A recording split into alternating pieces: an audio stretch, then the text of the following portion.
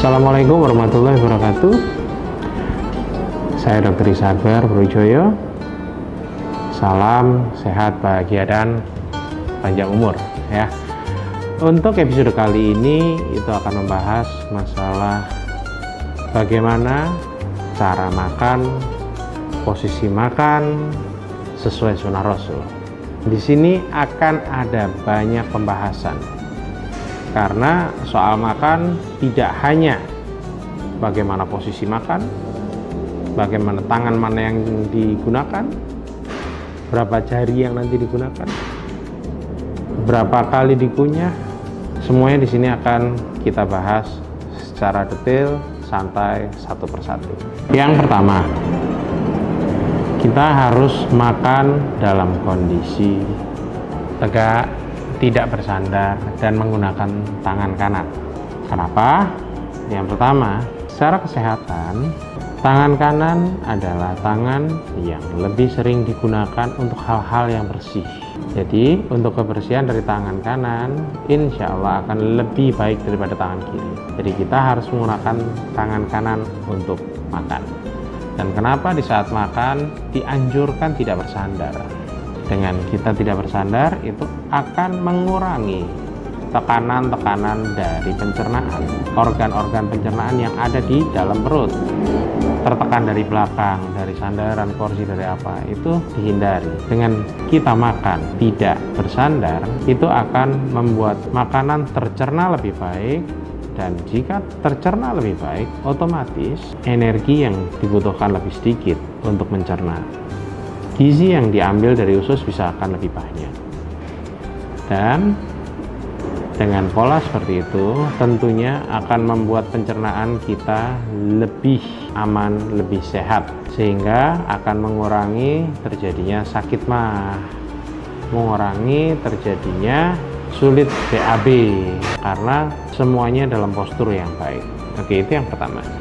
Yang kedua adalah kita harus makan dengan tenang dan tidak terburu-buru. Nah, di sini konteks makan dengan tenang dan tidak terburu-buru itu bagaimana?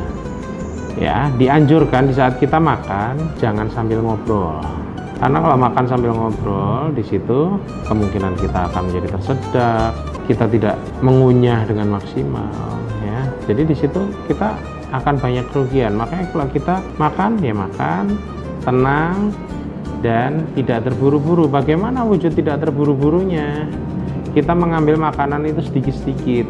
Nah, itu diutamakan. Seandainya kita makan, disunahkan untuk mengambil dengan 3 jari. Dengan seperti itu, makanan yang kita ambil masuk ke mulut jumlahnya tidak terlalu banyak. Itu akan memberikan waktu untuk otak memberi ekspresi rasa kenyang kepada kita yang makan. Dengan kita mengambil sedikit-sedikit, lidah bisa memberikan ekspresi pengecap lebih baik, sehingga kita bisa merasakan makanan jauh lebih enak. Dan itu akan membuat kita memiliki kemampuan untuk kenyang lebih awal, sehingga kita tidak terlalu banyak makanan yang masuk. Itu akan jadi sesuai isinya, tidak terlalu banyak yang masuk, sehingga akan sehat untuk lambung kita. Dan yang ketiga, mengunyah minimal 25 kali sampai 33 kali. Jika kita tadi yang sebelumnya mengambilnya sedikit, kita tidak akan merasa lelah di sini untuk mengunyah sebanyak 25 sampai 33 kali. Karena apa? Karena rongga mulut tidak penuh. Dan jika kita bisa mengunyah sebanyak 25-33 kali, itu akan membantu pemecahan karbohidrat, protein, sangat terbantu untuk pemecahannya oleh enzim yang ada di mulut. Dari ludah, dari semuanya itu akan membantu pemecahannya. Sehingga itu akan mengurangi kerja keras lambung.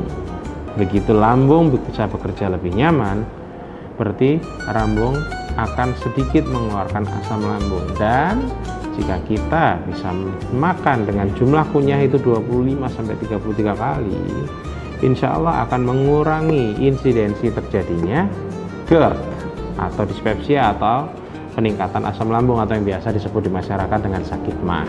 Yang keempat, Biasanya makanan yang disediakan itu masih dalam kondisi panas atau hangat. Jika makanan masih panas, jangan ditiup, dikipasin ya, dikipas, karena kalau begitu kita tiup memang kesannya cepat dingin, tetapi satu, di dalam nafas kita yang kita hembuskan mungkin di situ ada virus, ada bakteri, dan itu nanti akan termakan sama kita. Yang berikutnya adalah begitu kita tiup ada karbon dioksida yang kemungkinan teroksidasi dengan makanan, dan di situ akan membuat perut nanti kembung. Jadinya tidak disarankan untuk meniup, tetapi dikipas sampai sesuai suhu yang kita mau ya. Dan yang terakhir, mengontrol jumlah makanan, jumlah minuman, dan jumlah udara. Kita harus sepertiga makanan, sepertiga air, dan sepertiga udara. Bagaimana caranya kita bisa membagi seperti itu? Dan ini ilmunya langsung dari Rasulullah ya. Jadinya yang pertama adalah minum dulu sebelum makan. Minum, setelah minum sebelum makan sampai kita merasa puas dengan minum. Habis itu duduk dengan kaki dilipat dan dengan kaki kanan yang ditegakkan.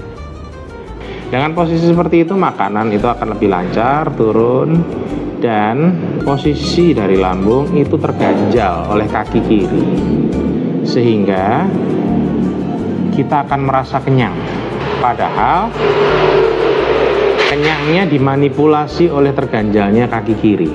Jadi begitu kaki kiri itu diluruskan, langsung mendapat tempat sepertiga untuk udara. Di situ adalah cara Rasulullah memberikan solusi bagi kita supaya dengan mudah membagi sepertiga makanan, sepertiga air, dan sepertiga udara. Dengan pola seperti itu, kita tidak akan merasa kekenyangan. Kerja dari pencernaan akan ringan, otomatis begitu ada udara yang ada di lambung, terjadi mudah mengoksidasi asam lambung, sehingga asam lambung turun dan sakit mah lebih mudah untuk dihindari. Sampai di sini episode kali ini tentang bagaimana makan secara sunnah dan secara aspek kesehatan ya. Sama dengan saya Dr. Isabar Robijoyo. Salam sehat, bahagia, dan panjang umur.